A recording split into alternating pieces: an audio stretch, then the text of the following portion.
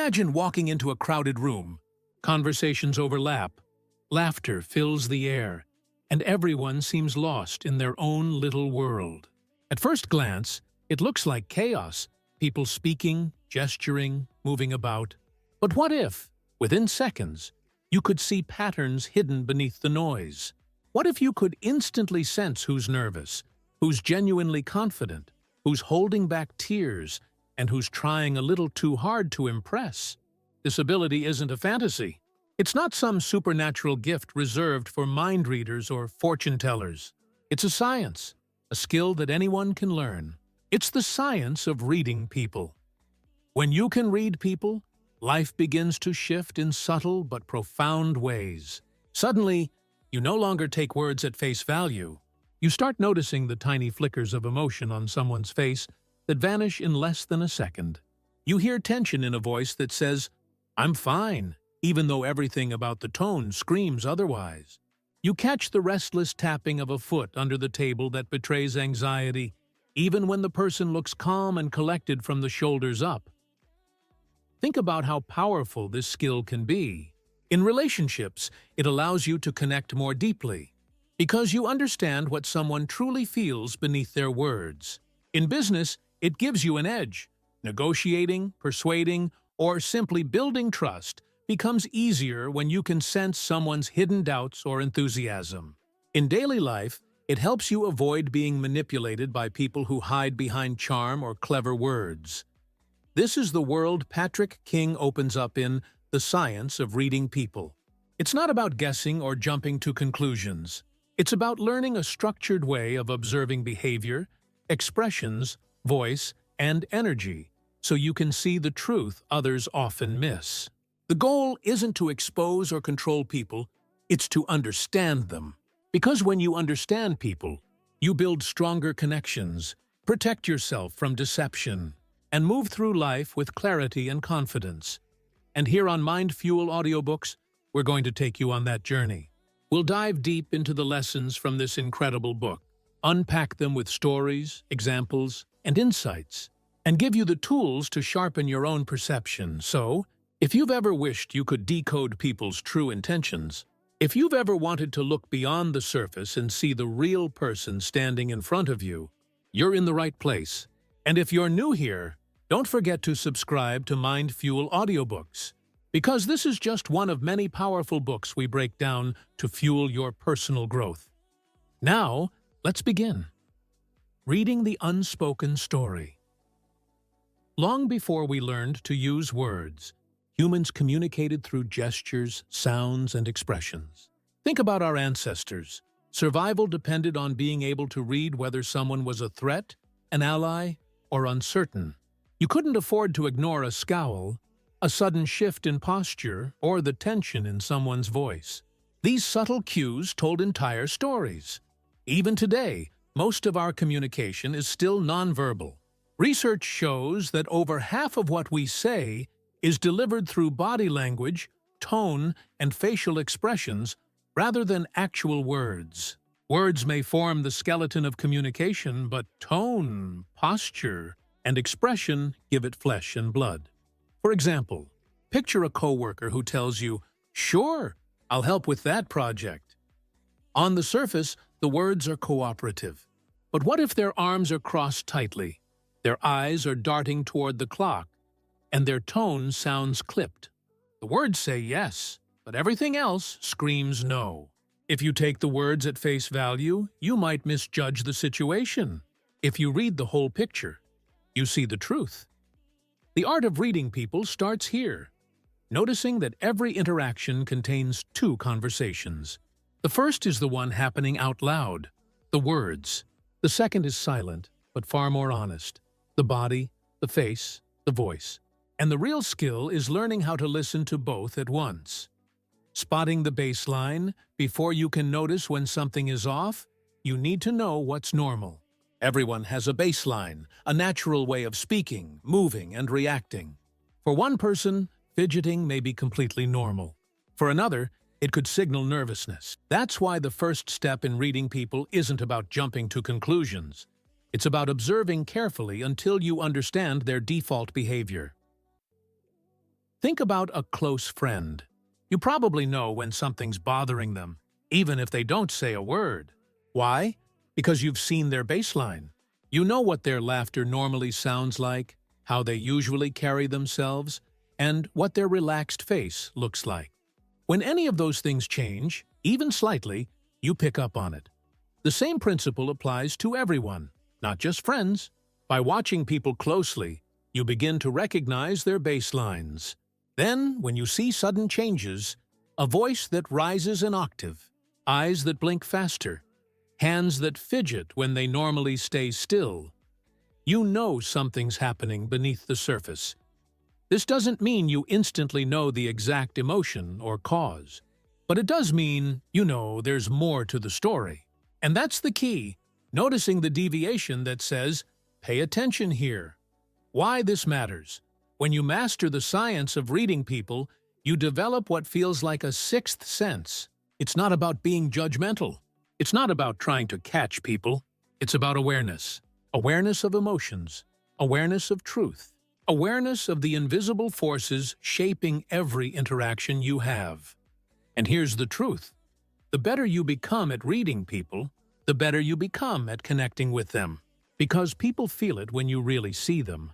When you notice the things they don't say, when you pick up on the subtle signals that reveal who they are in that moment. That awareness builds trust. It shows empathy, and it transforms relationships. So let's take this journey together, step by step, story by story, insight by insight. We'll unlock the hidden signals that make up the science of reading people.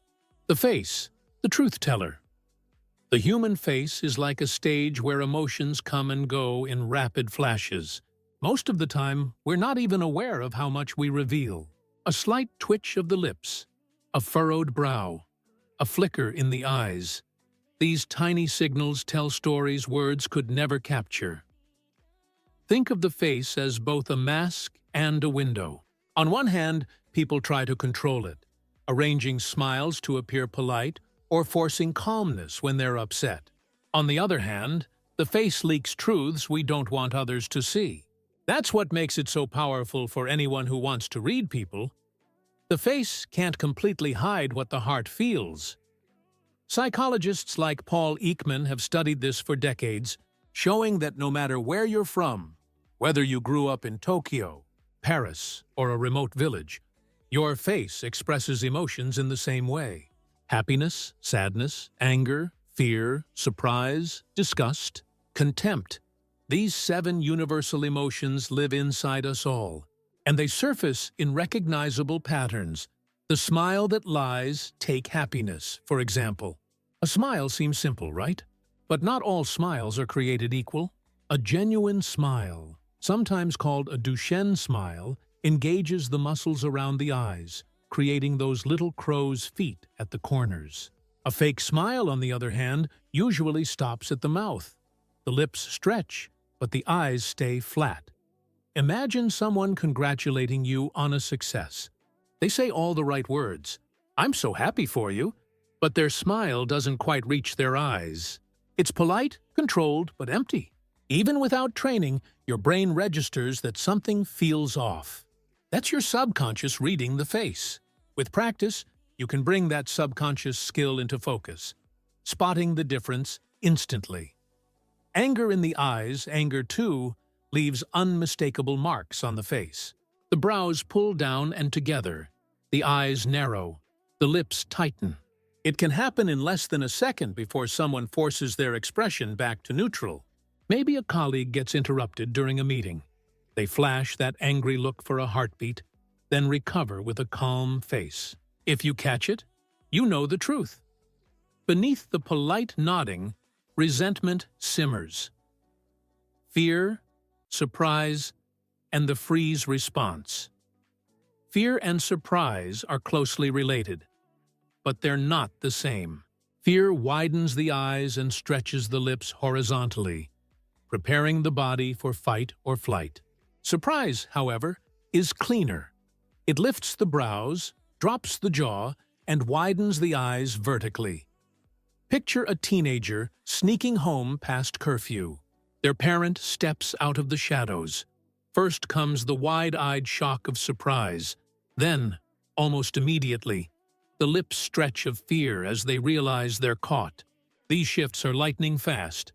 Most people miss them, but if you train your observation, you'll see those micro moments that reveal the truth. The flash of contempt.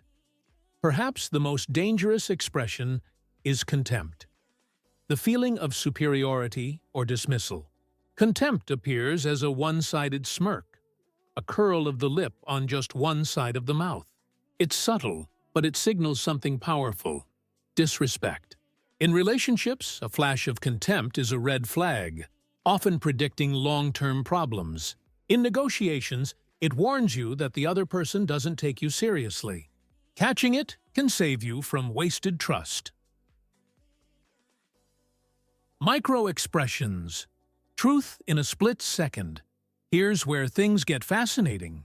Many emotions appear as microexpressions, flashes that last less than half a second. Someone might insist they're calm, but for a fraction of a moment, their face betrays anger or fear. These leaks happen because emotions are hardwired. The brain sends signals to the face before conscious control can stop them. For instance, imagine an interview. The candidate smiles and speaks confidently, but when asked about a past job, a flash of sadness passes across their face before they recover. If you catch that split second, you know there's more behind their story. Perhaps regret, loss, or unresolved tension. Training yourself to spot microexpressions is like learning a new language. At first, it feels impossible. They're too fast. But with practice, especially by slowing down videos or observing carefully in real conversations, your eye grows sharper. Soon, you'll catch those emotional leaks in real time, giving you insights others miss. Context matters. Of course, the face doesn't tell the whole story. A raised eyebrow could signal surprise, or it could just be part of someone's natural resting expression. That's why context is essential. You're not looking for isolated signals, but patterns. A forced smile combined with darting eyes and stiff posture paints a picture of unease. A genuine smile with relaxed shoulders and warm tone paints a picture of authentic happiness. The face gives us windows, but it's the combination of cues across body, voice, and behavior that creates certainty. Think of it like a puzzle. Each piece matters, but the whole image only appears when they're connected.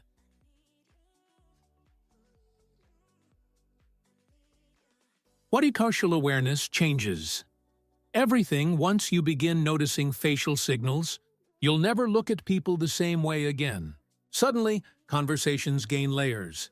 That "I'm fine" becomes clearly "I'm hurting."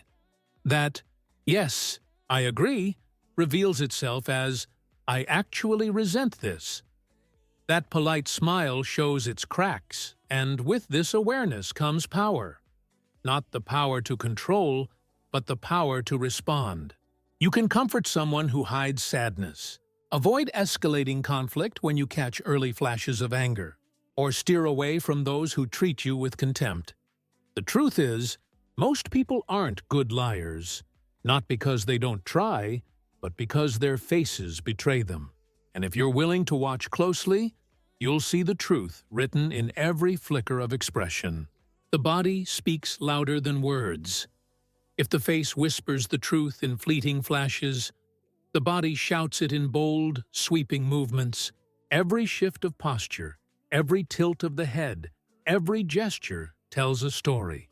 And unlike words, which we carefully choose, body language often runs on autopilot. It's an honest soundtrack playing beneath the dialogue of life. Imagine walking into a meeting. One person sits tall, shoulders back, legs grounded, eyes forward. Across the table, another slouches, arms crossed tightly, eyes darting toward the door. Both may say the same words, "I'm excited to be here." But their bodies reveal completely different realities. One is engaged and confident. The other feels closed, uneasy, maybe even resistant. That's the essence of body language. The signals beneath the surface, that either align with or contradict the spoken word. And when you learn to see those signals, you gain access to truths that most people overlook. Posture. The frame of emotion. Start with posture, the frame that holds the body together. A confident person doesn't need to say, "I feel powerful." You can see it in the way they stand tall, chest open, chin level.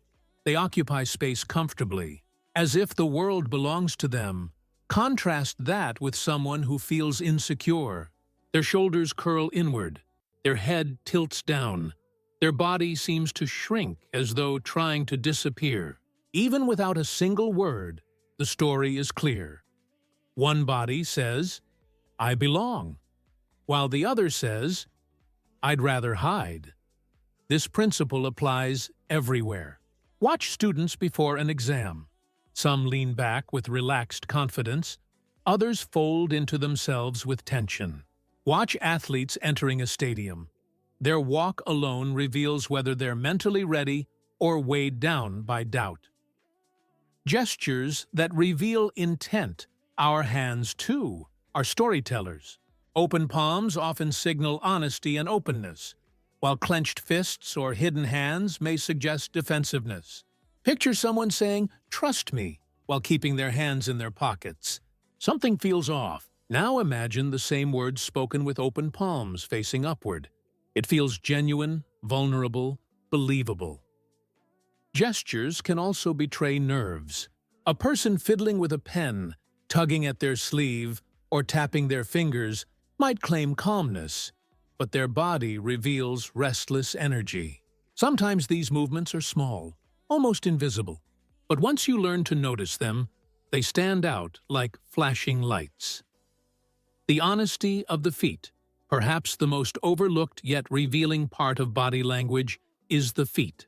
Unlike the face and hands, which we try to control, the feet often act without censorship. They point toward what we want, or away from what we want to avoid. In a conversation, notice where someone's feet are directed. If they're angled toward you, it shows interest and engagement. If they're pointed toward the door, even while the person's torso faces you, it suggests they're mentally halfway out already. Think about a date where everything seems fine. The conversation flows, the smiles appear, but their feet angle away toward the exit. Subconsciously, they're signaling a desire to leave. That tiny detail can tell you more than 100 polite words ever could. Clusters, not single clues. It's important to remember. No single gesture tells the whole story. Crossed arms, for example, might mean defensiveness, or maybe the person is just cold. A tapped foot could signal impatience, or maybe it's simply a nervous habit. That's why the key is to read clusters of cues. When you see multiple signals aligning, the picture becomes clear. Crossed arms, tense shoulders, and a tight jaw together? That's defensiveness, not just a draft in the room. Leaning forward, steady eye contact, and nodding together? That's engagement, not coincidence. Reading clusters is like listening to an orchestra. A single note can be interpreted in many ways, but when the instruments play together, the meaning is unmistakable. The dance of mirroring. Another fascinating signal is mirroring, the unconscious tendency to copy someone's movements, posture, or tone. When people are connected, their bodies sync up naturally. Two friends lean forward at the same time, laugh with similar rhythms, or cross their legs in the same direction. Mirroring is a powerful indicator of rapport. If someone mirrors you during a conversation, it's often a sign they feel comfortable and aligned with you. And if you want to build connection intentionally, you can subtly mirror their posture or gestures, not as mimicry, but as a gentle reflection that creates harmony. Imagine an interview. The candidate leans in slightly, and a moment later, the interviewer does the same. Without realizing it, they've entered a dance of rapport. Connection happens not just through words, but through the body's silent dialogue. When words and bodies disagree, one of the most revealing moments in communication is when words and body language clash. Someone might say, "I'm thrilled to be here," while their shoulders slump and their eyes drift toward the floor. The message isn't consistent, and that inconsistency is where truth leaks through. People trust body language more than words, even if they don't consciously realize it. If a politician promises hope with a trembling voice and clenched fists, the audience feels unease. If a partner says, "I forgive you," but avoids eye contact and crosses their arms, the apology feels incomplete. When body and words disagree, trust the body. It's the older, more primal form of communication, and it rarely lies. Everyday applications consider how this plays out in daily life. A teacher notices a student nodding along to the lesson, but their posture is rigid, their eyes glazed. The nod says understanding. The body says confusion. The attentive teacher sees the body and adjusts, or imagine a negotiation. One side insists they're flexible, but their arms remain crossed, their jaw tight. The smart negotiator doesn't take the words at face value. They sense the resistance and adapt their strategy. Even in friendships and family, body language reveals truths. A friend says, "I'm fine," but their shoulders curl inward. Their arms hug themselves tightly. You know fine means anything but. That awareness gives you the chance to show care in the moment. Why body language matters at its core. Body language matters because it's primal. Long before we spoke in sentences, we spoke through posture, gesture, and movement. The body carries the weight of instincts, emotions, and unconscious truth. When you learn to read it, you gain access to a deeper layer of reality, one where intentions, fears, and desires live unspoken. It's not about playing detective. It's about becoming attuned to the rhythm of human behavior, hearing the song beneath the words. And the more you practice, the more natural it becomes. You'll start to notice things you never saw before. The flick of a wrist that betrays nervousness, the subtle lean that signals attraction, the restless foot that reveals impatience. These cues, woven together, create a second conversation, one that tells you far more than the first. The voice. Behind the words are powerful, but the way they're spoken often carries even more weight than the words themselves. Tone, pitch, pace, and rhythm shape meaning in ways we rarely notice consciously, yet we feel them deeply. Think of the voice as music. The same lyrics can become a love song, a warning, or a threat, depending on the melody. We've all experienced it. Someone says, "I'm fine." Depending on how it's delivered, it could mean, "I'm really fine," or "I'm furious, but don't want to talk about it." The difference lies not in the words, but in the tone. The voice is one of the most honest messengers of emotion.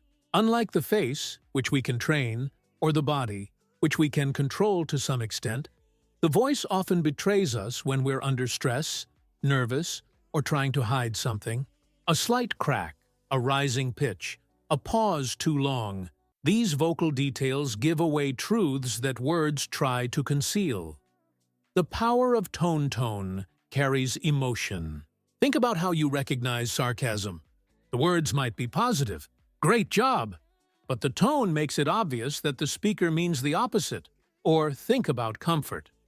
Someone says, "It'll be okay." If their tone is soft, steady, and warm, the words soothe. If the same words are rushed, tense, or shaky, the reassurance falls flat. Tone shapes trust. Leaders who speak with calm, steady tones project authority and confidence. Parents who soothe a child with gentle tones create safety.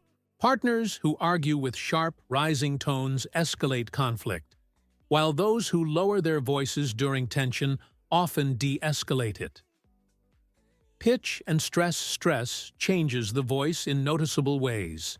When people are nervous, their pitch tends to rise. That's why someone trying to tell a lie often sounds a little higher than usual. Their vocal cords tighten under stress, and the voice gives them away. Picture a teenager confronted about sneaking out. Asked, "Were you at that party?" They reply, "No, of course not." The words deny, but the slightly higher pitch betrays the anxiety underneath. Noticing pitch shifts is powerful because it's about comparison. You don't just listen to the pitch in isolation, you compare it to the person's baseline. If someone normally speaks in a low, steady tone and suddenly climbs an octave when answering a sensitive question, that's a signal worth paying attention to. Pauses and hesitations. The rhythm of speech is just as revealing. People who are confident often speak with smooth, natural pacing. They don't rush, and they don't hesitate excessively. But when someone is hiding something, you often hear the rhythm break. They pause too long before answering, as if buying time to construct a story. Or they fill the silence with verbal clutter. Like. These filler words become shields against the discomfort of silence. This doesn't mean every hesitation signals lying. Sometimes people are just nervous, shy, or thinking carefully. But when pauses, fillers, and broken rhythm align with other cues, averted eyes, restless gestures, the story becomes clearer. The weight of silence itself, is a form of communication. When someone falls quiet after a question, the silence often speaks louder than any words could. In negotiations, silence can reveal discomfort or indecision. In relationships, silence after "is something wrong?" can carry more weight than a spoken denial. The key is not to fear silence, but to notice it. What kind of silence is it? Tense? Thoughtful? Heavy with unspoken words? Skilled communicators know how to use silence, too. A pause before answering can project confidence and control, making the response feel deliberate. Silence can also invite others to reveal more, filling the space with truths they might not have shared otherwise. The mismatch between voice and words. One of the most telling signals in human communication is the mismatch between what someone says and how they say it. Words can be rehearsed. Tone is harder to fake. Imagine a manager telling their team, "I believe in you all," but the tone is flat, clipped, and rushed. The words inspire nothing. Or a partner says, "I love you," but the voice is cold and distant. The words ring hollow. When tone and words conflict, the voice usually reveals the truth. That's why actors spend years mastering vocal delivery, because audiences instinctively sense authenticity through the voice. Everyday examples: consider a customer service call. The agent says, "We're happy to help you," but their tone is sharp, irritated. You instantly know they don't mean it. Or picture a child insisting, "I didn't eat the cookies," with a trembling voice, quick speech, and higher pitch than usual. The denial is less important than the way it's said. Even in leadership, tone defines perception. Winston Churchill's wartime speeches weren't just about words. They were about the steady, resolute tone that carried them. The voice transformed language into power. Listening with new ears. Learning to read voices is like training your ears to hear in color. Suddenly, conversations expand. You don't just hear what people say, you hear the emotions painted between the lines. The friend who says, "I'm excited," but with a flat, monotone voice. You know they're not. The colleague who says, "Sure, no problem," but with a tight, rushed tone. You sense the hidden frustration. The loved one who says, "I'm okay," but with a trembling voice. You hear the sadness behind the words. When you combine voice awareness with facial and body cues, your perception sharpens dramatically. You don't need to confront people or call them out. Simply knowing gives you clarity, and that clarity guides how you respond. Why the voice matters? The voice matters because it's the emotional fingerprint of communication. It carries tension, relief, joy, fear, anger, love, all woven into tone, rhythm, and pitch. And once you tune your ear to it, you can't unhear it. The next time someone speaks to you, don't just listen to their words. Listen to the music behind them. Notice the rises, the falls, the pauses, the tremors. That's where the truth lives. The art of detecting deception. People lie, not because they are always malicious, but because lying is part of human survival. We lie to avoid punishment, to protect feelings, to gain advantage, or sometimes simply out of habit. The average person lies several times a day, often small lies, sometimes big ones. But here's the paradox. While people lie with words, their bodies, voices, and expressions often betray them. A lie is a performance, and performances are hard to maintain perfectly. Small cracks appear. Subtle signals slip through. For the trained observer, lies are not invisible. They're simply hidden in plain sight. Why lies are hard to hide? Think of lying as juggling. To tell a lie, the brain has to hold on to the truth, construct a false version, deliver it convincingly, and monitor the other person's reaction. All at once. That's mental overload. And when the brain is overloaded, the body shows stress in micro ways. A twitch here, a hesitation there, a tone that doesn't fit. That's why lies leak out. The liar may believe they're smooth, but their unconscious body and voice often tell another story. The face of deception, one of the most powerful tools in lie. Detection is spotting microexpressions, those fleeting flashes of emotion that escape. Before the mask returns, a person might say, "I'm not angry," but for half a second, anger flashes across their face. Eyebrows lower, lips pressed tightly, nostrils flare. Then the smile returns. If you blink, you'll miss it. But if you catch it, you've seen the truth. This happens because emotions are hardwired. When we feel them, they burst out instantly before we can suppress them. Lies require suppression, and suppression leaves traces. Body language under pressure. The body also betrays deception. Common signs include excessive stillness. Some liars freeze, trying to appear calm, but actually over-controlling themselves. Restlessness. Others fidget, tapping fingers, shifting weight, playing with objects. As the nervous energy leaks out, barrier gestures, crossing arms, holding objects close, or covering the mouth can signal defensiveness. Feet pointing away, a subtle desire to escape.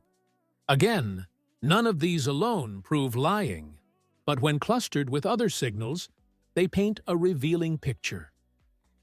The voice that cracks. The voice, too, struggles to hide lies. Stress often makes pitch rise, words rush, or rhythm stumble. A liar might add unnecessary detail to sound convincing, or repeat phrases as they scramble for credibility. For example, asked, "Did you take the money?" Someone truthful might answer quickly, "No, I didn't." But a liar might ramble, "Why would I take the money? I've never taken anything. You know me, I wouldn't do that." The over-explanation reveals insecurity. Silence can also betray lies. A long pause before answering suggests the brain is constructing, not recalling. The mismatch principle, one of the most reliable signs of deception, is mismatch, when words and nonverbal cues don't align. A person says, "I love this idea," but shakes their head no. They say, "I'm confident," but their shoulders curl inward. They say, "I'm telling the truth," but their eyes flicker away, and their tone cracks. When words and body disagree, trust the body. The psychology of guilt also leaks out in behavior. Liars often avoid eye contact, but some overcompensate by staring too intensely. They may touch their face or neck more often, as if to soothe themselves. One fascinating clue is distancing language. Instead of saying, "I didn't steal the money," they say, "I would never do something like that." Instead of, "I didn't see her," they say, "That person, I don't really know them." The subtle choice of words creates distance from the event or person. Stories from real-life history is filled with examples. During famous trials, suspects swore innocence with words, but their bodies betrayed them. One politician insisted he was telling the truth, yet his voice cracked and his lips pressed tight, a giveaway of stress.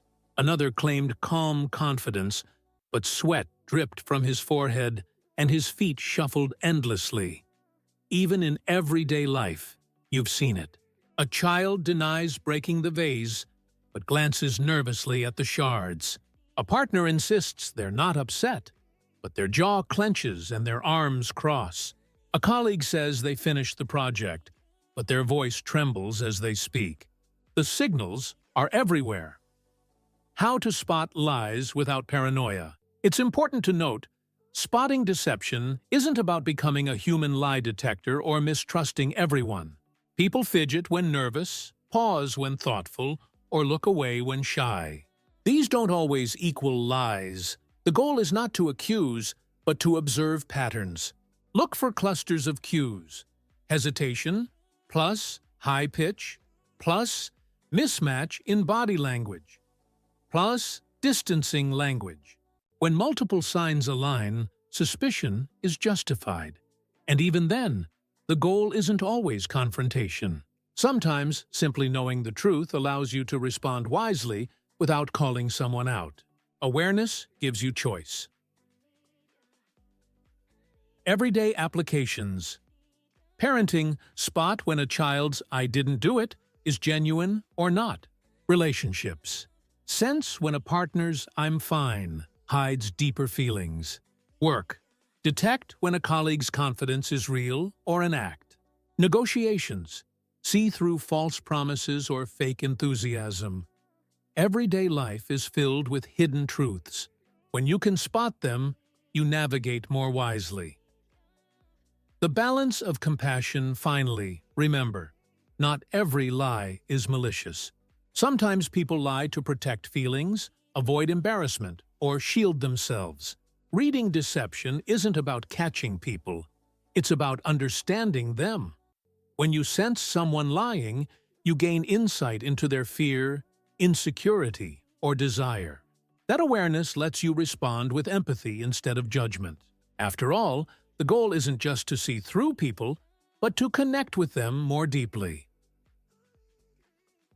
Why lie detection matters? Lie detection matters because truth is the foundation of trust. In a world where words can deceive, the ability to read hidden signals gives you an advantage. Not to manipulate, but to navigate life with clarity. When you learn to see lies, you also learn to see truths more vividly. You realize that behind every mask is a human being trying to protect themselves, to belong, or to survive. And that realization makes you not just a reader of people, but a wiser participant in the human story. Personality patterns. The blueprint of behavior, if body language, voice, and facial expressions are the weather of human behavior. Then personality is the climate. Weather changes day to day. Sunny one moment, stormy the next. But climate stays relatively stable over time. In the same way, personality gives us a predictable framework for how someone is likely to think, feel, and act across different situations. To truly understand people, you can't just look at the surface. You need to see the underlying patterns, the habits of mind and heart that drive them again and again. That's where the study of personality becomes so powerful. The predictability of people. At first, people seem unpredictable. One day they're cheerful, the next they're irritable. But step back and patterns emerge. The cheerful person is usually sociable. The irritable person usually stressed by detail. The anxious one always scanning for risk. The adventurous one always chasing novelty. The truth is, people are far more consistent than they appear. Once you learn to recognize personality types, you can often predict how someone will respond before they even speak. The Big Five traits. Modern psychology often describes personality using the Big Five traits: openness, curiosity, imagination, love of new ideas, conscientiousness, organization, reliability, self-discipline, extroversion, sociability, energy, confidence in groups, agreeableness, kindness, cooperation, empathy, neuroticism, sensitivity to stress, tendency toward worry or mood swings. These aren't just abstract labels. They play out in daily life. Imagine a conscientious colleague. They arrive early. Their notes are color-coded, their desk immaculate. Compare that to a highly open artist friend. Their desk is a mess of sketches, books, and half-finished projects, but their mind buzzes with creativity. Or think of an extrovert at a party, chatting with everyone, commanding the room, while their introverted counterpart prefers one deep conversation in a quiet corner. Once you start noticing, these patterns become visible everywhere. DISC. Another lens, another useful model is DISC, which categorizes behavior into 4 types: dominant, direct, assertive, results-driven, influential, energetic, persuasive, people-oriented, steady, patient, dependable, calm, compliant, analytical, cautious, detail-focused. Picture a workplace meeting. The dominant personality pushes for quick decisions. The influential one jokes and encourages. The steady one quietly ensures everyone feels heard. The compliant one points out overlooked details. Each style has strengths and blind spots. Recognizing these patterns helps you not only read people, but also adapt your own approach. Personality in action. Take 2 friends planning a trip. One is high in openness and extroversion. Let's just book tickets and figure it out on the way. The other is high in conscientiousness. We need an itinerary, a budget, and a backup plan. Without understanding personality, these 2 clash. With awareness, they can appreciate each other's strengths. One brings adventure, the other brings stability. Or think of relationships. A highly agreeable partner may struggle to set boundaries, always saying yes.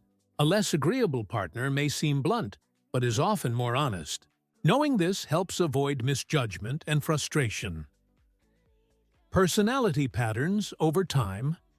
The key to spotting personality is consistency. A single outburst of anger doesn't make someone neurotic. A messy room doesn't mean a lack of conscientiousness. But when behaviors repeat across contexts, they reveal patterns. That's why observation over time matters. Pay attention to how people act in different settings. At work, with friends, under stress, in relaxation. Personality reveals itself in the long game. Why personality matters. When you understand personality, you see people more clearly. Not as mysterious, but as patterned. You can predict reactions, prevent misunderstandings, and connect more deeply. In leadership, this means knowing which team member thrives on independence and which needs structure. In friendship, it means respecting who prefers quiet nights in and who craves social adventure. In love, it means appreciating that your partner's caution isn't negativity. It's their conscientiousness protecting both of you. Personality doesn't lock people into boxes, but it gives you a map. And when you have a map, you navigate with wisdom.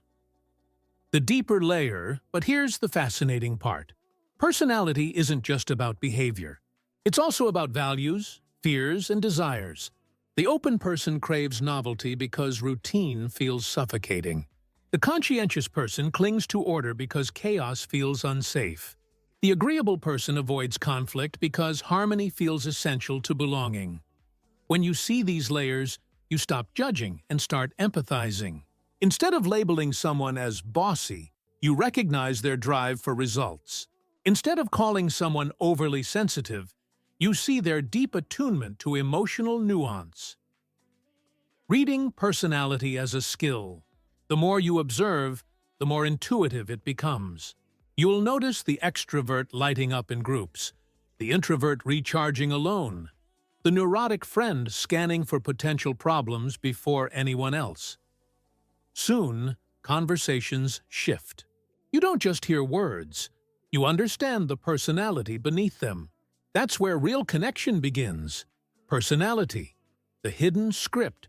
Think of personality as the script running in the background of every person's life. It influences the roles they choose, the conflicts they face, the joys they chase. By learning to read that script, you don't just understand others better, you understand yourself better too. Because in the end, the study of personality isn't only about reading people. It's about compassion, adaptability, and growth. When you see people clearly, you can meet them where they are, instead of where you wish they'd be. Emotional intelligence, the heart of human connection. It's one thing to read people like an observer, cataloging gestures, expressions, and words. It's another thing entirely to connect with them on a human level. True mastery of reading people doesn't stop at observation. It moves into empathy. And that's where emotional intelligence comes in.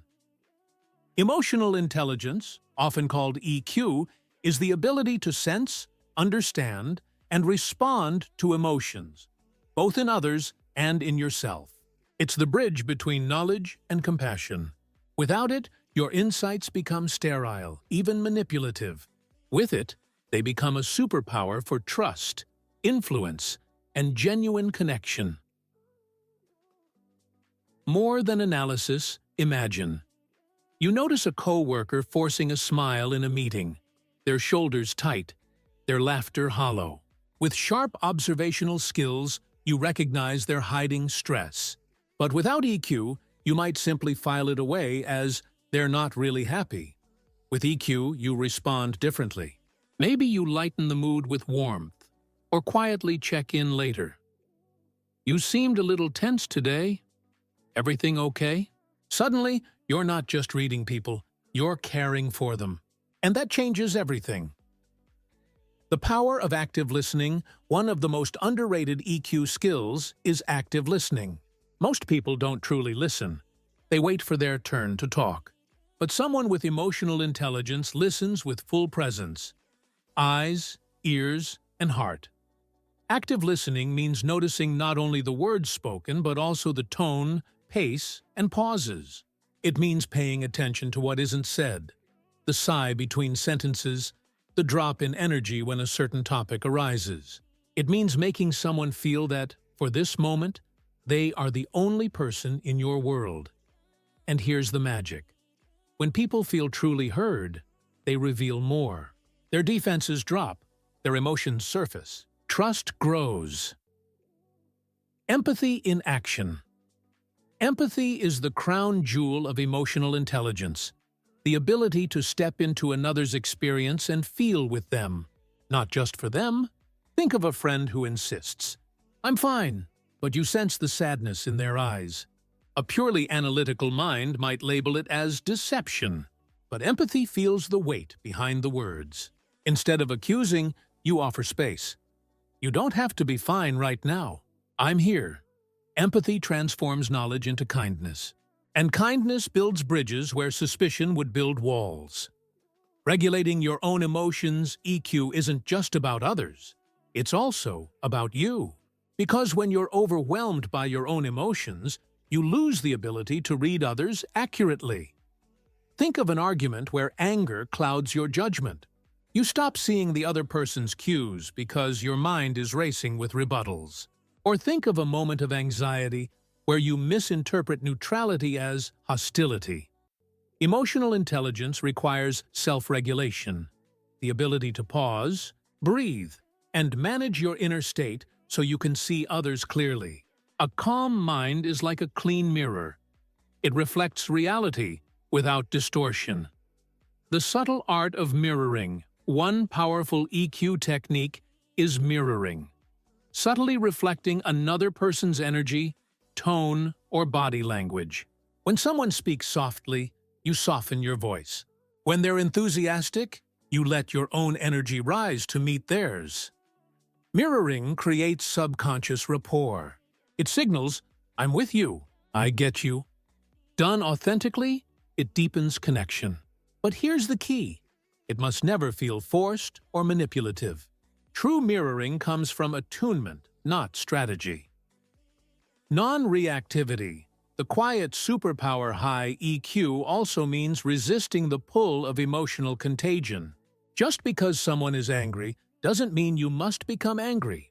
Just because someone is anxious doesn't mean you must panic. The emotionally intelligent person absorbs the signal, but chooses their response. They remain steady in the storm, and in doing so, they become an anchor for others. Picture a leader facing a crisis. The team looks to them. If the leader panics, the room spirals. If the leader stays calm and compassionate, the team feels safe. That's EQ at work. Strength expressed through presence. Why EQ matters in reading. People without emotional intelligence, reading people can feel cold, like dissecting them under a microscope. You may see the truth, but you'll miss the heart. With EQ, every observation becomes an invitation to comfort, to encourage, to resolve conflict, to deepen bonds. Instead of just spotting sadness, you ease it. Instead of just recognizing fear, you calm it. Instead of just seeing joy, you share in it. This is what makes emotional intelligence transformative. It turns perception into connection, knowledge into wisdom, observation into love. Real-life impact.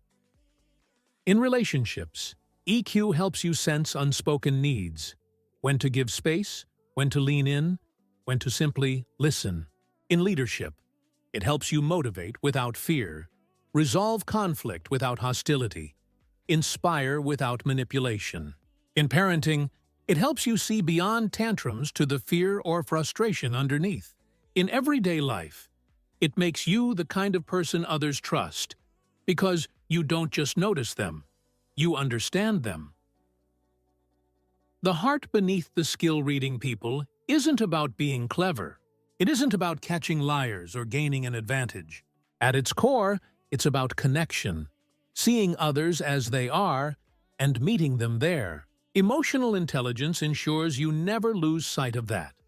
Because the truth is, people don't just want to be read. They want to be understood. They want to feel safe, seen, and valued. And when you bring EQ into your interactions, you give them that gift. Intuition, the whisper beneath the noise.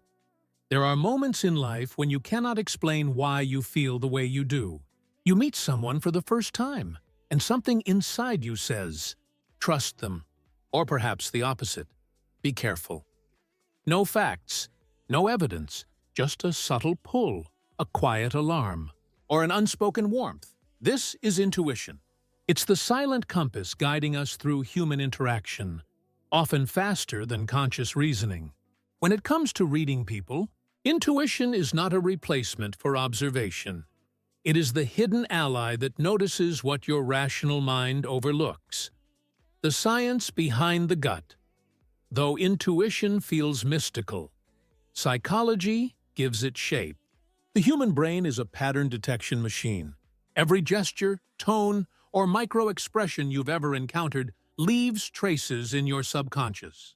When you meet someone new, your brain compares the present moment with those countless stored impressions. That flicker of doubt? It may come from noticing, without awareness, that their smile doesn't reach their eyes.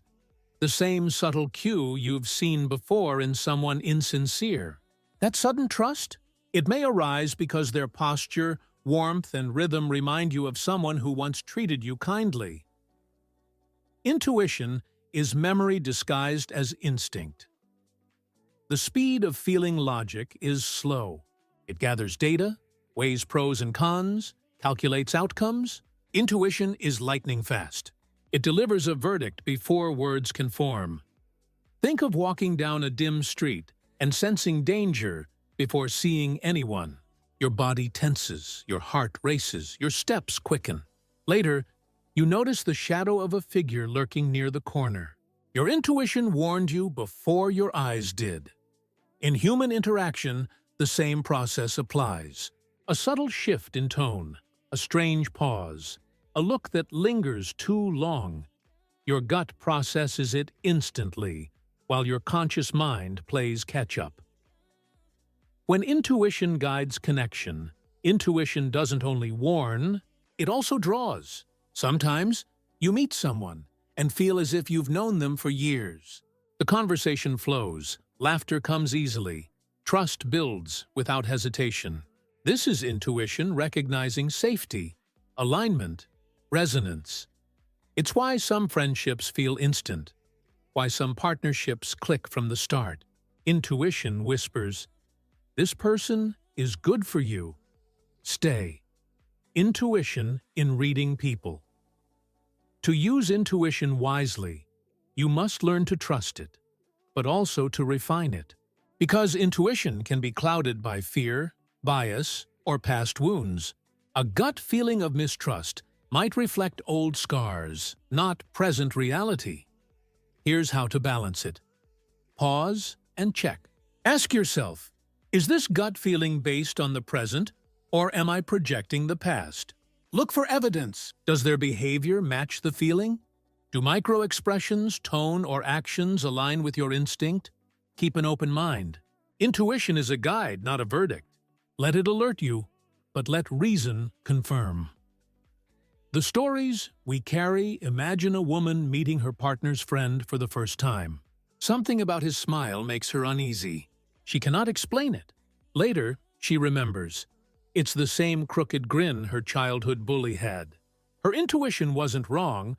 Her body recognized a pattern, but the meaning attached was from the past, not the present. This is why intuition requires reflection. It speaks truth, but sometimes the truth it speaks is about you, not them.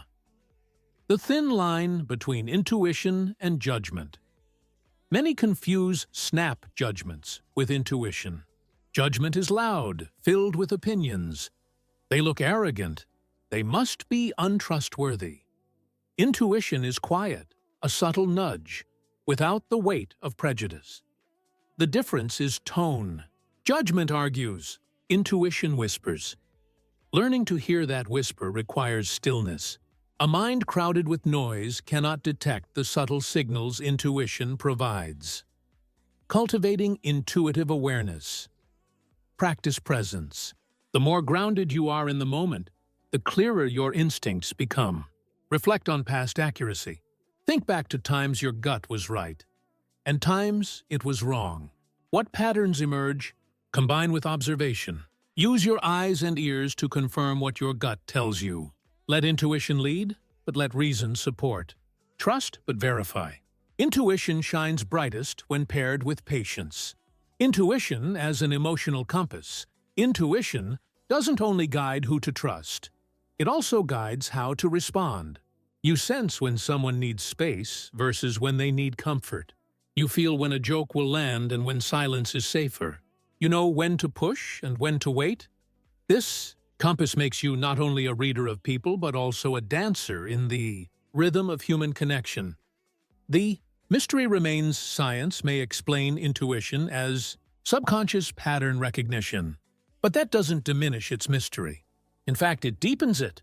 How incredible that the human brain, without effort, processes thousands of signals in a blink, whispering truths faster than thought.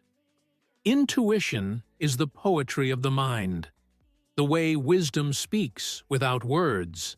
And when you listen, you'll often find it guides you more faithfully than reason alone. Why intuition matters in reading people.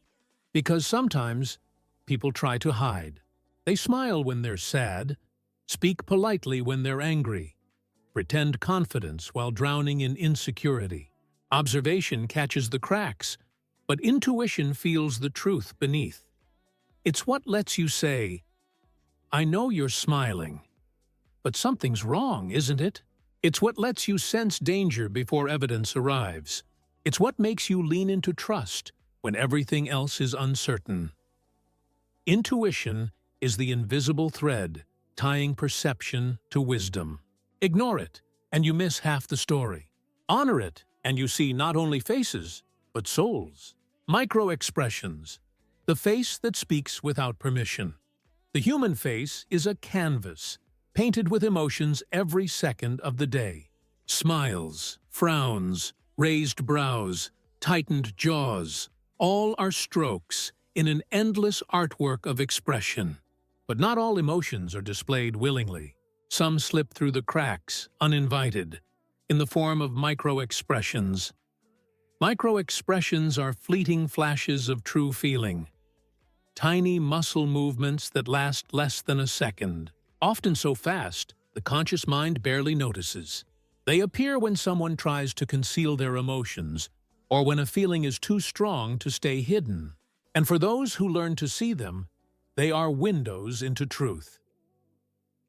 The unmasking moment. Imagine someone saying, "Of course, I'm happy for you," with a smile. For half a second, though, a shadow of envy flickers across their face. The lips press, the eyes harden, the brows knit. Then it's gone, replaced by the practiced smile. If you blink, you miss it.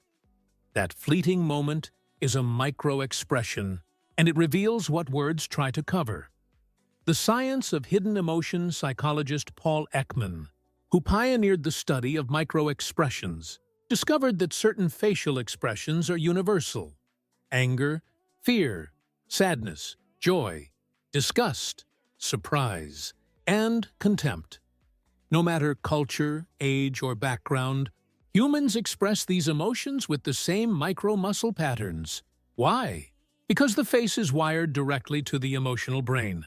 When a strong feeling arises, it leaks into muscle movement before conscious control can stop it. The mask slips, even if only for a heartbeat.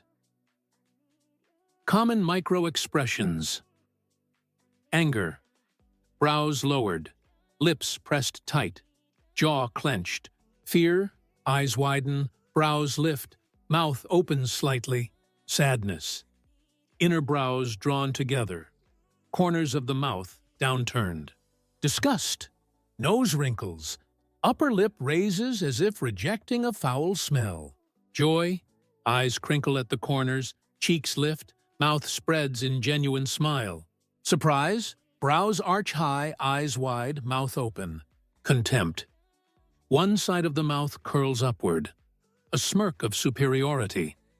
Each lasts a fraction of a second.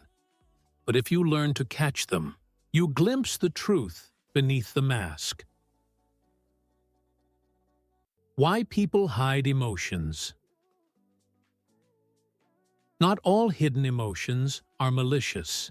Sometimes people conceal to protect others.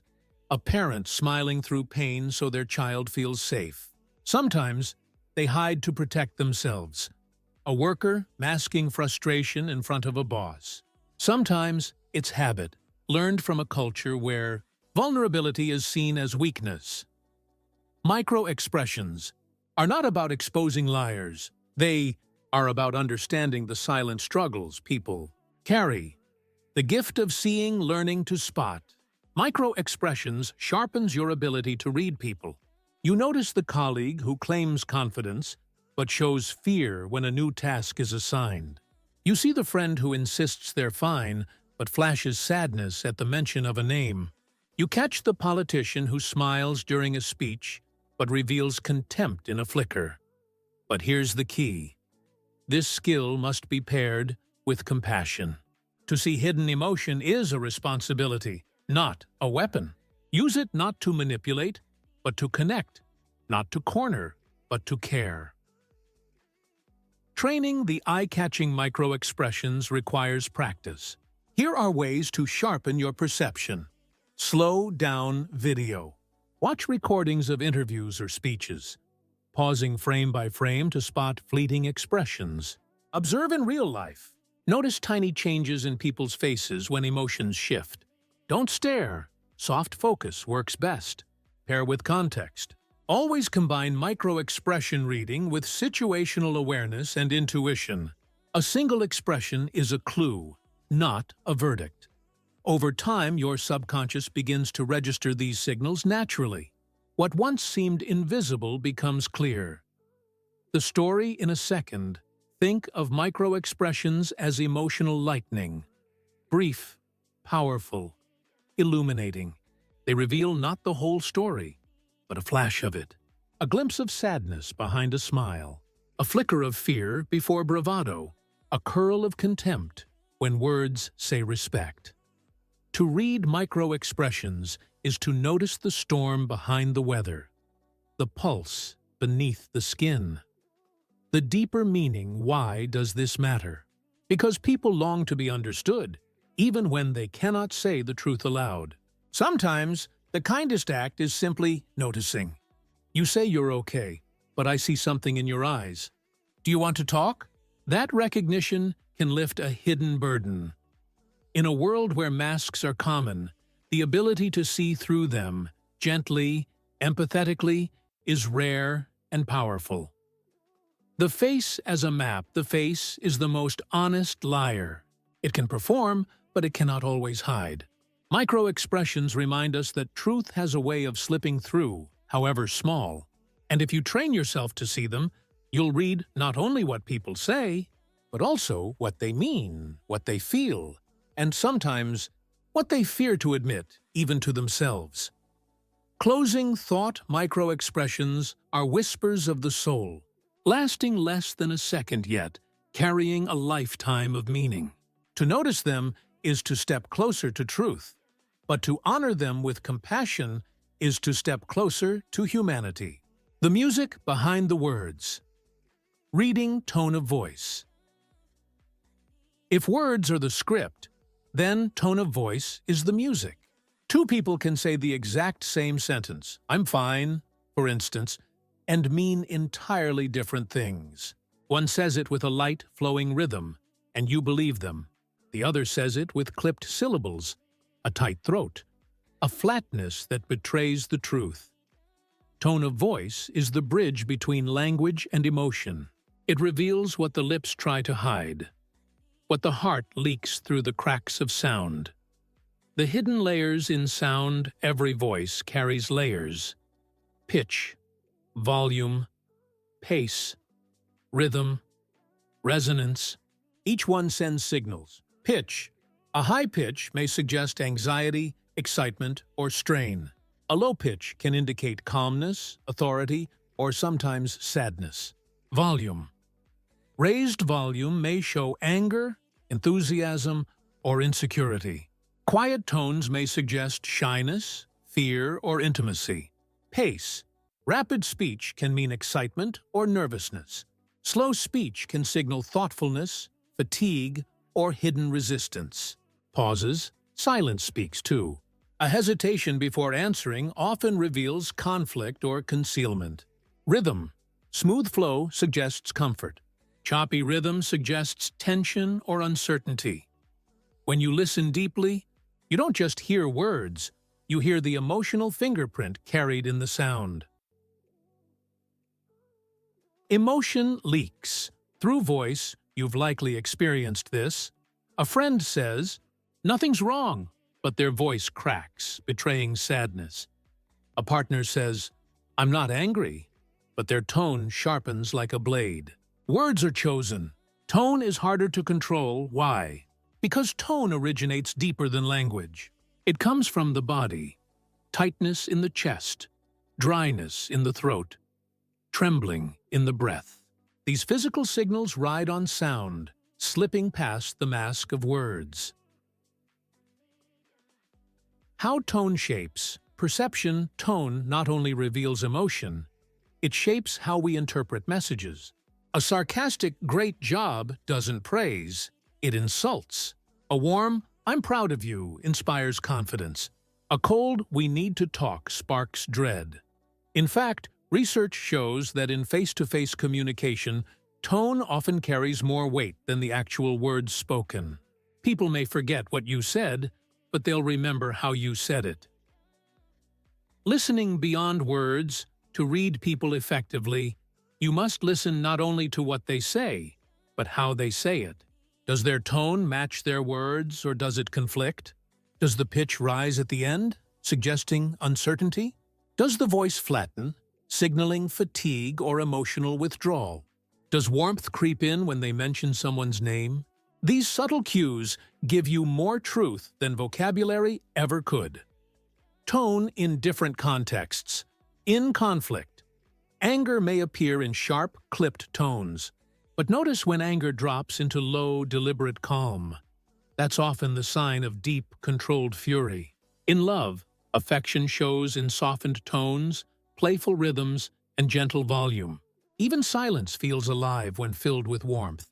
In leadership, charismatic leaders use tone like an instrument, firm enough to inspire respect, warm enough to invite trust. Tone shifts with setting, but its role remains the same: to color words with emotional meaning. The music of pauses. Sometimes the most revealing part of tone is not the sound, but the space between sounds. The pause before an answer, the unfinished sentence, the sudden silence after a question. Pauses often reveal hesitation, fear, or the weight of emotion words cannot carry. To a skilled listener, silence is not emptiness. It is a message in itself. Practicing deep listening to sharpen your ear for tone. Close your eyes, remove visual cues, and focus only on sound. Notice pitch, volume, pace. Listen to recordings, politicians, actors, interviews. Pay attention to when tone shifts. Check alignment. Compare words to tone. Which one feels truer? Ask gently. When tone contradicts words, compassion allows you to ask, "You say you're okay, but you sound a little down. Are you sure?"